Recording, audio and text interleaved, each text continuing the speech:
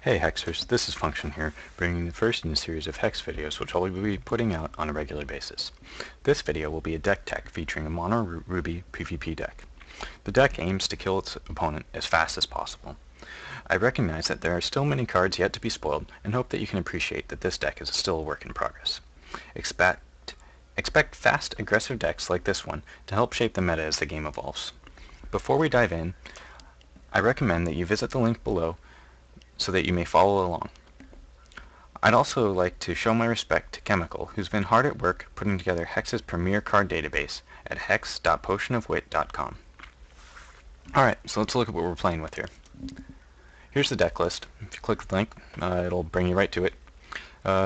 First off, we're playing 57 cards. Well, we're not playing 57 cards, but so far we only have 57 in the deck.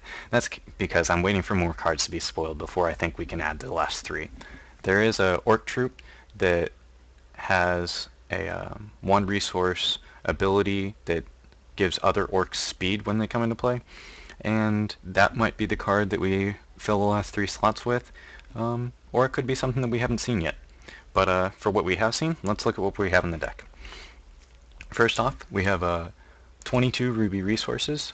We're playing 22 because it's really important. You have 3 charges by turn 3. You get 1 charge every time you play a resource, and you're going to be playing a champion that for 3 charges puts a 3/1 elemental into play. It's really important you have that on turn 3. So with 21 resources, you would have a 67% chance of being able to play it on turn 3. With 22 resources, you have a 72% chance of drawing that 3rd one on turn 3 and being in strong shape. Alright, so let's move on to the 1-drops. Well, actually, we have a variable cost card here, Burn to the Ground, and that one you can pay any amount of resources to play. We'll move on to that. And here's the 1-drops. We have 4 copies of Burn, 4 copies of Savage Raider, 4 copies of Malfunctioning Warbot, 2 copies of Ruby Pyromancer, 2 copies of, or not 2 copies of Ruby Pyromancer, 4 copies of Ruby Pyromancer, 4 of Ragefire, 4 of Emberspire Witch, 4 of Ragemonger, and 4 of Inferno. So here's the resources we mentioned and already talked about. Here's our 1-drop. This is our ideal 1-drop, Savage Raider. He's a 2 attack, 1 defense troop. He's very vanilla, he can't block, and you're not going to want to block with him. You always want to attack with your guys with this deck. You want to get as much damage as early and fast as possible, and this guy's going to help you do that by establishing an early board presence and hopefully on turn 2 getting 2 damage through. Our next 1-drop, we have 4 copies of Malfunctioning Warbot. He's obviously not quite as good. He's only 1 attack, 1 defense, and he has a random ability that at the start of your turn, you deal 1 damage to a random champion. It can do damage to yourself or your opponent. So sometimes he's going to be essentially 2 attacks. Sometimes he's going to be 1 attack and hurt you. But you're not really too concerned about self-damage because your goal is to always have your opponent's life lower than yours, and so if you're losing life here and there, it's not going to really affect you. The next 1 resource card is Burn. Now this one you're probably not going to be playing on turn 1, but if you're on the draw instead of on the play, this card becomes a little bit better because you're going to, on turn 2, you're going to be able to remove their card that they might have played. Burn's going to be able to kill just about any 1, 2, and most 3-drop troops. It's a very efficient removal. I expect it to see quite a bit of play, even in control decks maybe. So that's a strong one. Next up is our first 2-drop, which is Ruby Pyromancer. We're playing 2 different 2-drop troops. We have 4 copies of each, and they're both about equal strength. This guy, as another troop, enters play with cost equal to or greater than Ruby Pyromancer, which is 2. That troop, which had just entered play, gets a permanent +1 attack. It's just going to make your guys hit that much harder as the game moves on. This guy's got 2 attack, 1 defense. Other than that, not much to him. But it will set up your further plays on turn 3, and it has potential to set up a turn 3 play where you're doing 13 damage, or well, where you'll have already done 13 damage, and bring your opponent's life to 7 by the end of your turn. Emberspire Witch also potentially sets up a turn 3 play where you've done 13 damage, and I've got to say, Emberspire Witch, it does seem like there's something off here. It seems too strong for a 2-drop. A lot of the Hex cards are going to be somewhat lower powered than we see in a lot of other TCGs, and that's just because with the first set they want to keep the power creep a little lower, have something to build on. So I think that there's something else going on here that we don't quite aren't quite getting. Maybe this screenshot was taken in an already established board state that was giving this troop more attack, but that's probably most likely. Really, the Champions Can't Gain Health ability it has is going to come into play against Diamond decks, and so even if this troop's attack is really low, even if it was 0, you'd probably still keep it in your sideboard against Diamond decks, which are going to be gaining quite a bit of life against you, and you really don't want that to happen. If this troop's attack is anything lower than 2, you're probably just going to be leaving it in the sideboard, not in the main deck. We'll move on. The next card is a basic action, so you can only be played in your turn, and it's Ragefire. It does 2 damage to target champion or troop, and initially you might think this is not quite as good as Burn, since you can play Burn for 1 less resource, and it can be played at any time, but this has a critical clause of escalation, and the way escalation works is as the action resolves, it's shuffled back into your deck, and the next time you play any card called Ragefire, whether it's the one that you shuffled in or one that's already in your hand, it's going to do an increasing amount of damage. It's not quite clear if it increases linearly or exponentially, meaning that the third time you play it, it's either going to do 6 damage or 8 damage. I would imagine 8, which makes it pretty strong, especially late game. Having this card is going to make it very easy to finish your opponents off.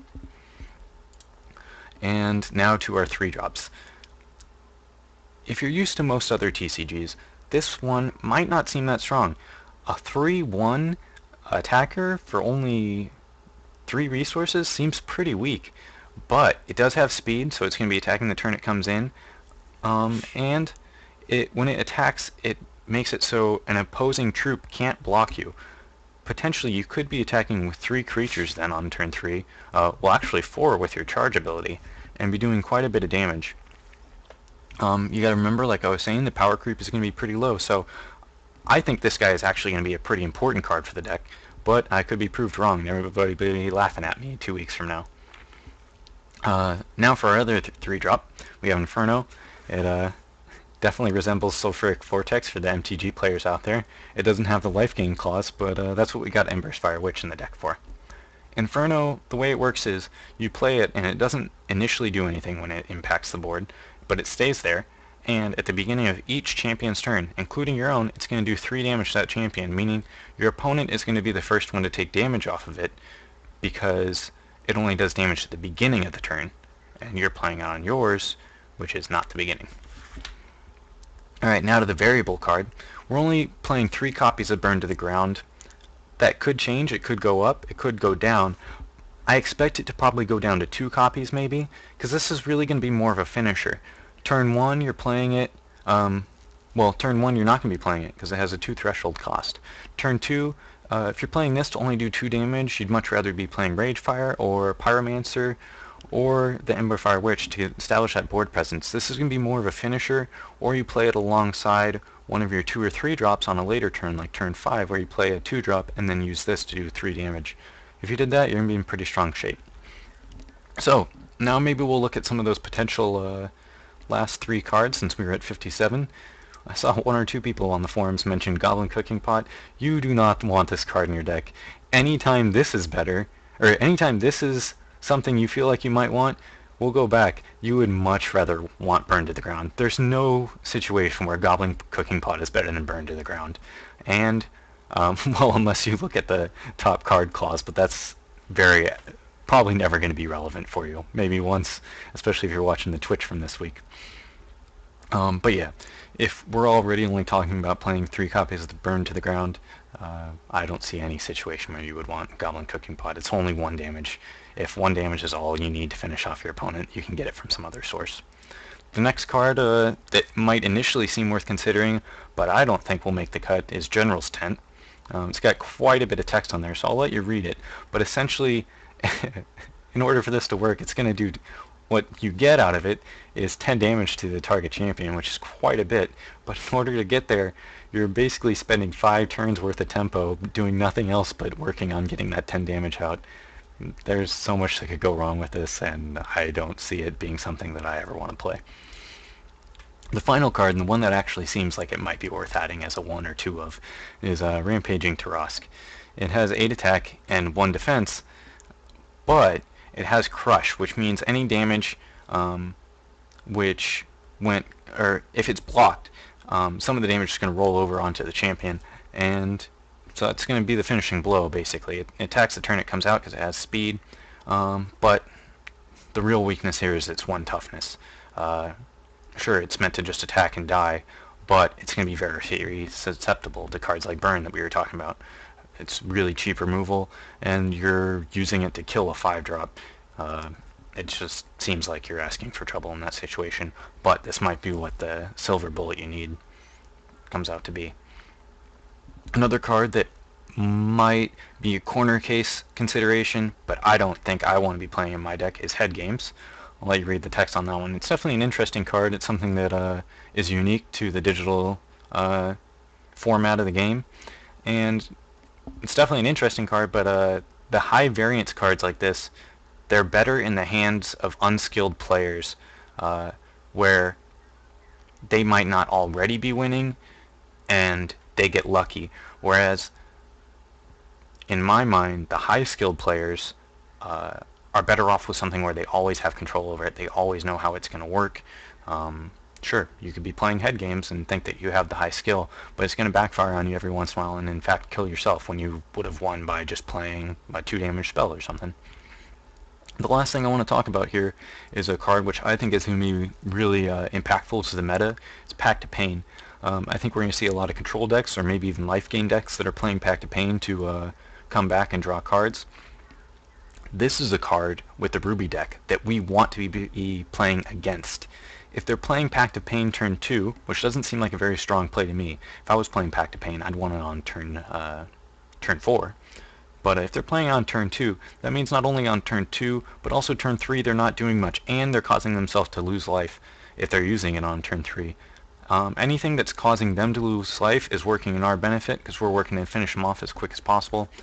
To me, Pact of Pain is the deck we want to play against with this.